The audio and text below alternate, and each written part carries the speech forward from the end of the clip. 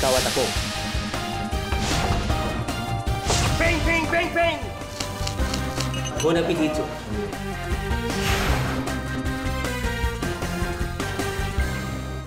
Kung kayo ay mahilig kumain, narito ang inyong idol sa kusina, Chef Pablo Boy Logro. Hello! Hi! Hello! Hi! Hello! Hello! Hello! Hello! Hello! Hello! Hello! Kumusta kayo?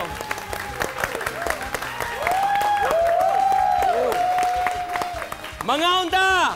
Mga unta! Welcome sa Idol sa Kusina. Of course, our guest for this evening from Our Lady Fatima Student Faculty. Of course, from Our Lady Fatima University in Quezon City. At ang gagawin natin ngayon ay Japanese food. Ang gagawin natin ay teppanyaki. Okay. Kung bakit tinatawag siyang teppanyaki? Sapagkat ay ito po yung tinatawag na tipan. Grilled.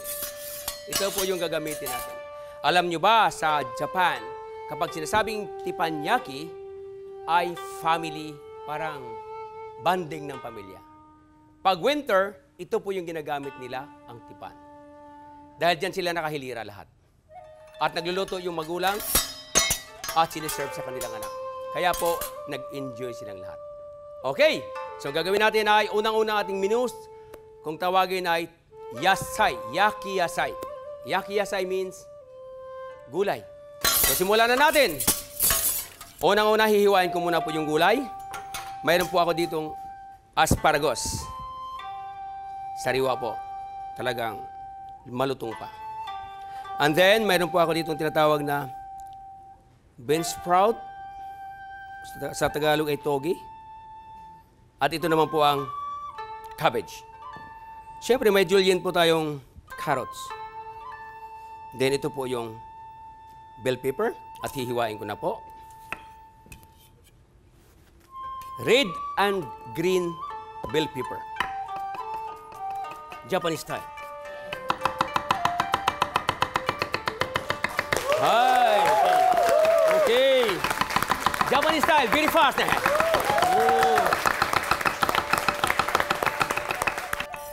And then, of course, the cabbage.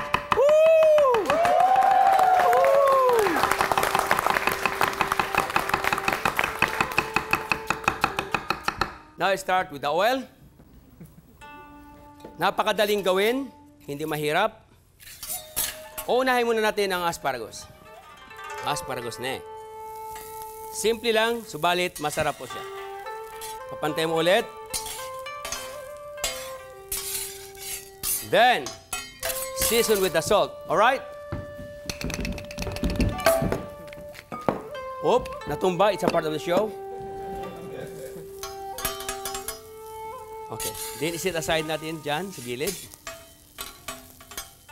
Next is the bean sprout.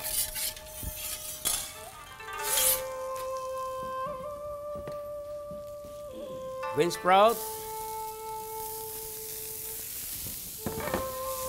So, may sequence po to. 1, 2, 3, 4. 1, 2, 3, 4. Okay? 1, 2, 3, 4. Sorry. 1, 2, 3, 4. Pari-pareho po yan ang hiwan. Ang hagod niya. 1, 2, 3, 4. Okay? Then, sit aside.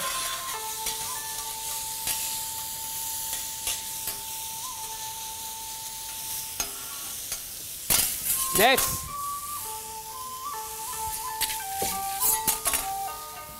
Is the bell pepper.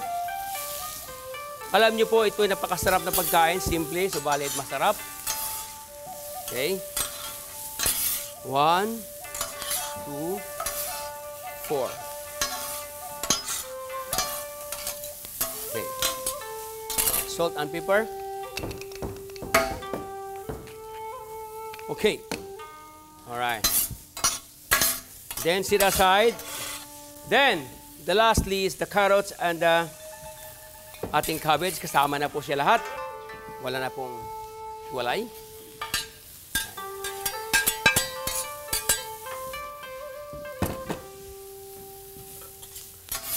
Okay. 1, 2, 3, 4. Then lastly, sasama mo lahat. Then lalagyan natin ng bonito. You know bonito? Hondashi ne. Hondashi.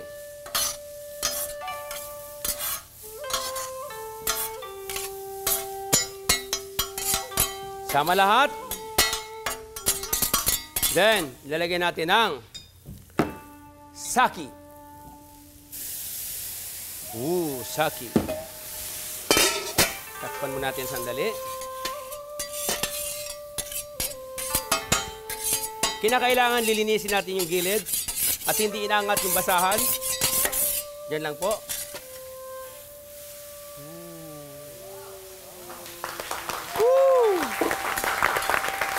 Good. Lastly is the butter Japanese soy sauce. Pag na-incorporate, ilagay natin lahat. Asparagus. Mix natin. 2, 3, 4. 1, 2, 3, 4. Okay. Teriyaki yasai. Hindi mahirap, di ba? It's not difficult. Pero ang sarap po nito.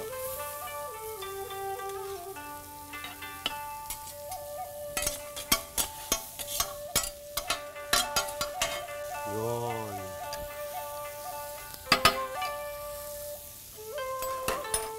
Yan ilagay sa ibabaw.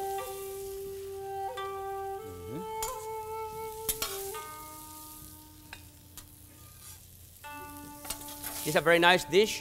Masarap. Yaki yasai. Takam na ba kayo? Takam na! Okay.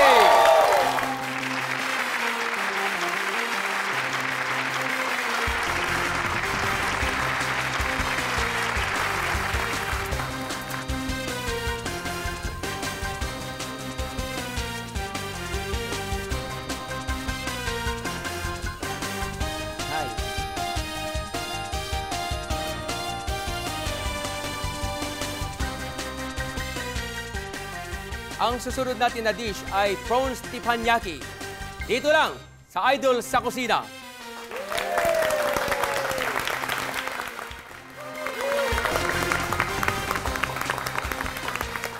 Welcome to Idol sa Kusina. As a promise, wala kayong gagawin kung di kumain ng kumain. Kaya ang gagawin natin ay prawns teppanyaki. Ito yung masarap po. Dahil prawns na prawns ito. So, ang gagawin natin ay mayroon ako yung chopstick or bamboo stick. Ito ang technique kung paano tanggalin natin yung pinaka-vein. So, babalututin natin ng pagganon. 1, 2. Dito po tayo. Tutusukin ng ganyan ka lalim. At iangat, ilulusin mo, then hahawak mabuti. Hinihilain mo yung pinaka-ugat. Another one. Yon. Yon. Ito yung dumi, di ba? Ng ating prawns. Okay.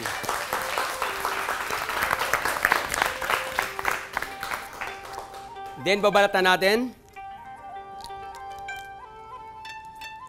Iiwan yung buntot at ang ulo. Tatanggalin yung balbas ko. Kapag VIP, ito po ay tinatanggal at nililinis po yung kanyang dumi ng buntot. Kasi po pag kinain mo yan at hindi mo tinanggal, parang kasalanan mo malaki sa larangan ng pagluluto. Ibig sabihin, dami disyo! Sabi ng Hapon, wakara na diska. Hindi mo alam ang trabaho mo. So dapat ay pagka inassign ka rito, pag sinasabi nating yaki tempura, sa kanila ay tempura po yon, dapat tanggalin yung buntot. Pag sinabi natin prawns teppanyaki, ganun din po. Okay. So, nilinisin natin yung board. Lagi nating tandaan kapag gumawa tayo, lalong-lalo na pag ganitong pagkain, sapagkat mahal po ang teppanyaki. Pag nag-date ka, sigurado ang 10,000 mo, prawns lang yun at saka sake. And then rice. Ganun lang po yun. Okay, so, butterfly lang natin. Ang tawag nito is butterfly cut.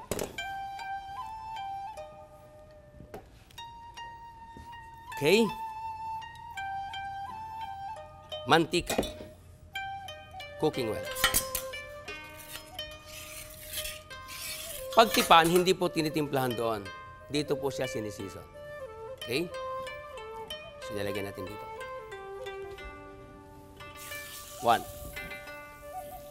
2, 3. So, lagyan natin ng brandy. Yeah! Woo!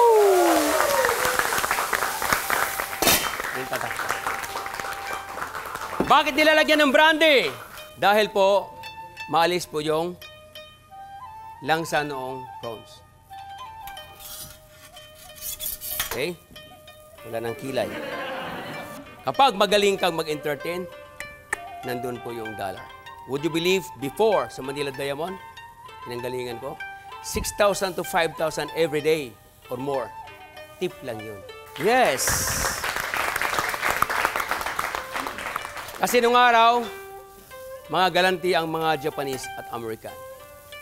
Pag nagbigay isang lapad. Alam mo, lapad, yen. That is 5,000 pesos. Isang lang yun, isang guest lang. If you have 5 guests sa isang gabi o 10, maraming pera. Hindi mo na kailangan sweldo. Okay? Okay. Ooh.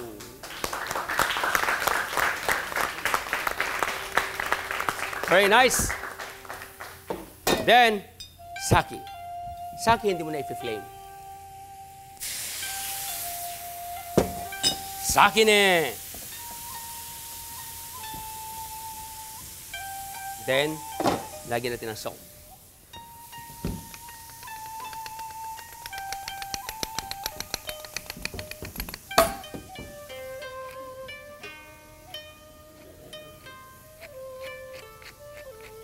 Ho! There you are. Tatakpan ulit natin. Sandali lang po yan.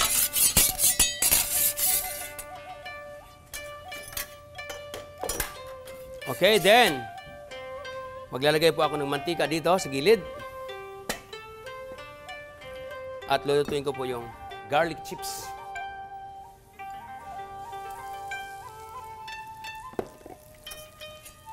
Ito yung pinaka-sauce niya. This time, this one.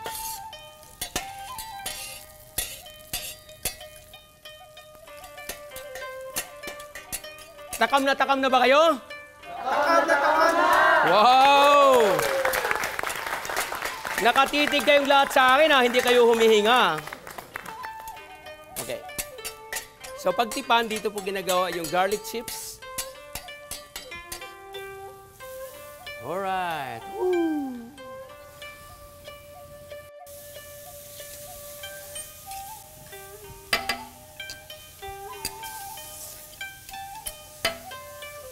Yung prawns, kinakailangan pag bumili kayo nito, kinakailangan po ay sariwa. Maraming klaseng prawns.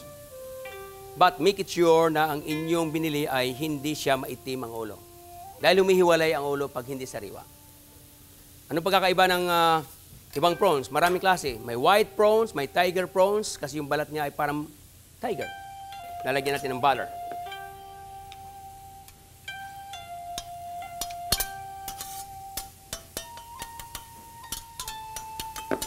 Of course, the Japanese soy sauce.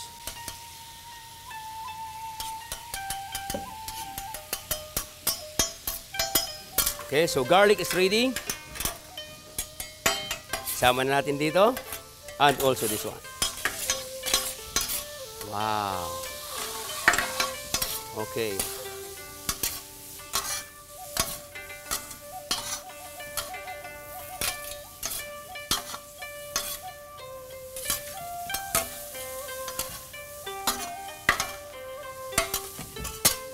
A little salt. Black pepper. Now it's ready. Oy! Hallelujah. Yakapin mo ako. Niyakap niya. Now, ilagay natin po yung ating prawns. Optional, you can add garnish with lemon, US lemon.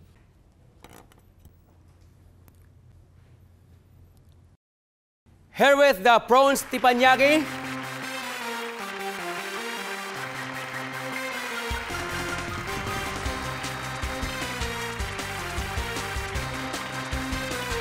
Takam na ba kayo? Okay.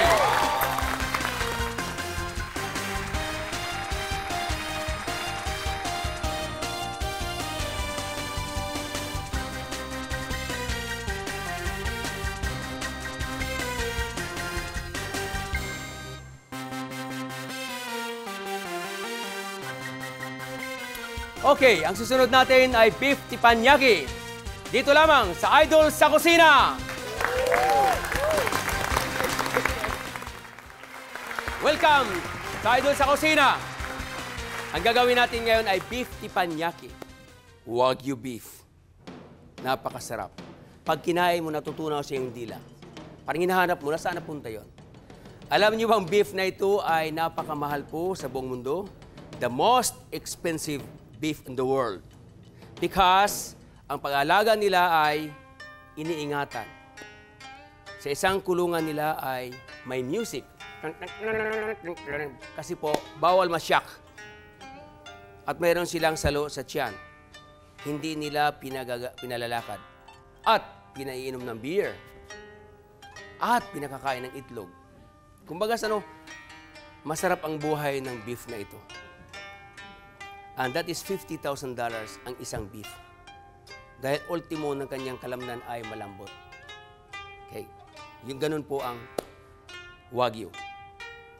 Kaya pag kumain ka, mag-date ka, Wagyu i-offer mo. Sigurado, sasagutin ka. Okay, hindi natin patatagalin. So ito po yung Wagyu. It's all marbling. Nandiyan yung kanyang taba. Pero hindi po taba yan na masamang kainin. Huwag lang araw-araw. Napakalambot po ng beef na ito. Okay. So, unang-una ay lagyan natin ng mantika ulit.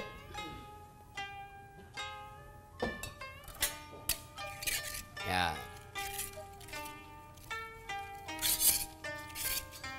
So, kinain natin kanina ang prawns at itong beef teppanyaki. Parang, kumbaga mayroon kang hacienda pag kumakain ka rito. Okay? Yan natin. 1, 2, and 3. Alright? So again, it's Brandy! Woo!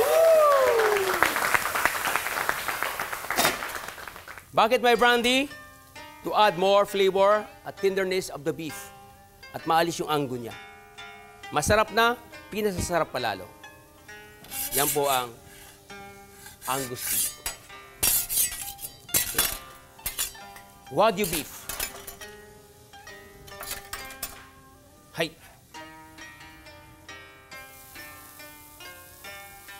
So of course, kapag ganyan, tatanungin mo yung guest natin, doneness of the beef. It is, what's this? Money? Medium rare. Medium? Medium well. I-touch mo nito, pagka matigas na, medium well. Then, well done. Okay, dapat tanungin natin yung guest natin. But I love to eat medium rare. How about you guys? Medium rare? Baliktarin ko kagad to. Okay, ilagay ko siyang tabi. I love medium rare. He loves medium rare. Oil. Now the garlic chips.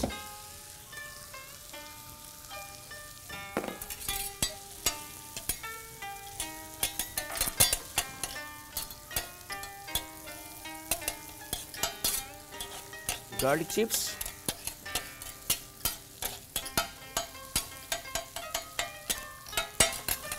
And then, of course, the salt.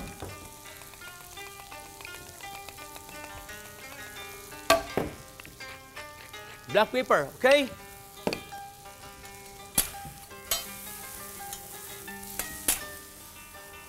Wow! Okay. So, medium rare.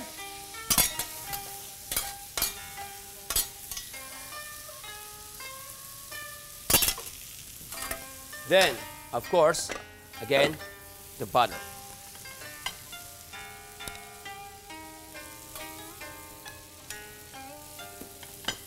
Then, Japanese soy sauce na.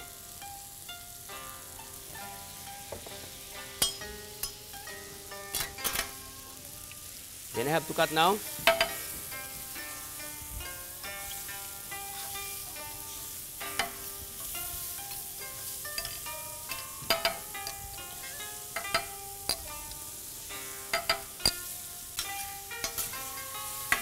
Okay, then incorporate all of this into the Wagyu beef and the garlic.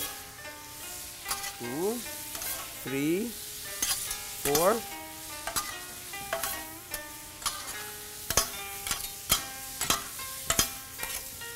A little bit more of salt.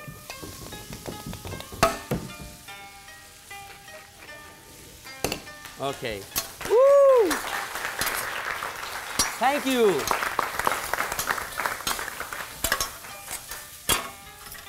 Allow me to test. This one is okay. Walang amoy. Napakasarap.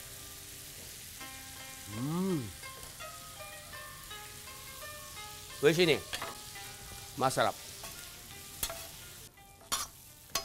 Takam na ba kayo? Pero, bibitinin ko muna kayo sa pagbabalik ng Idol sa Kusina.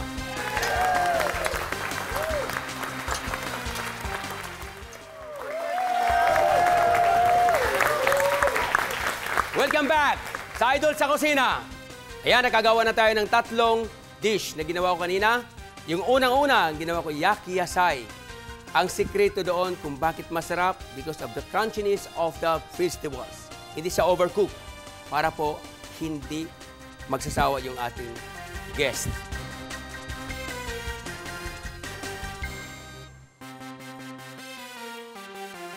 At ang pangalawa naman ay prawns teppanyaki. Ang sikreto naman doon na ginawa ko ay lalagyan natin ng brandy. Flame with brandy upang sa ganun ay maalis po yung langsa ng ating prawns.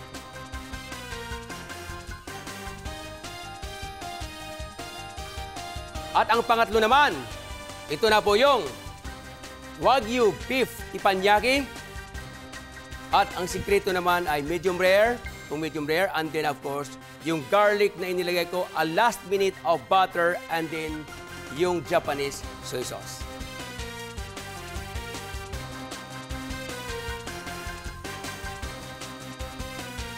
Takam na ba kayo? Takam na! Okay.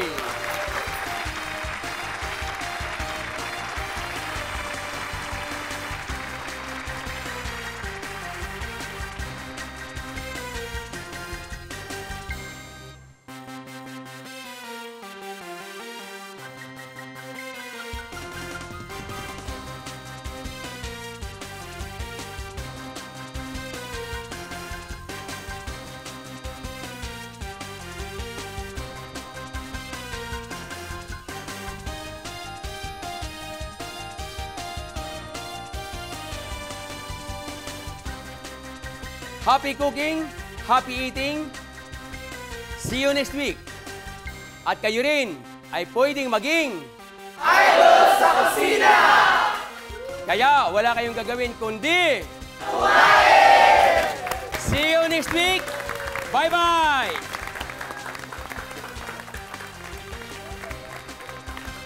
Idol sa Kusina would like to thank the following: Ariston, GE Appliances, Tordos for our cookware and kitchen tools. Union Home Appliances, your dependable home partner. Fashion Chefs. Destiny Paint. Multimac International of the Gumeco Group of Companies.